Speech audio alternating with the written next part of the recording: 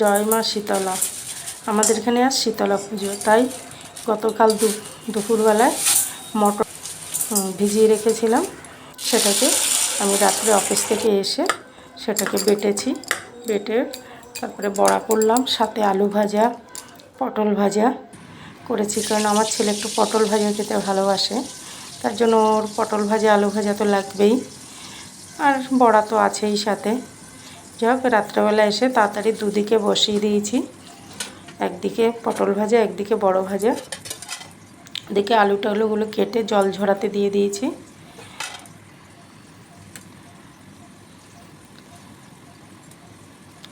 এই শীতলা পূজায় এই চৈত্র মাসেই সব জায়গায় হয়, আর আমাদের বাপের বাড়ির ওখানে সোম আর শুক্র হয়, আর সব জায়গাতে দেখেছি যে শনি মঙ্গলবার হয়। কাদের ওখানে কোন দিনে হয় একটু কমেন্ট করো। আমাদের তো শনিবারে হয়েছে। আর এই যে যা যা ভেজেছি সেগুলো তো আমি দেখিয়েই দিলাম। আর শীতলা পুজোর পান্তা, এটা তো মাস্ট, খেতে খুব ভালোই লাগে পান্তা একটু গরমে, আর সাথে যদি হয় একটু লঙ্কা ভাজা। আমরা তো লঙ্কা ভাজাটা আমাদের লাগবেই, পান্তা ভাত মানে লঙ্কা ভাজা লাগবেই। লঙ্কা ভাজাটা ভেজে কৌটো করে রেখে দিয়েছি, আর সাথে ভাত হচ্ছে, সাথে একটু আলু সিদ্ধও দিয়েছি।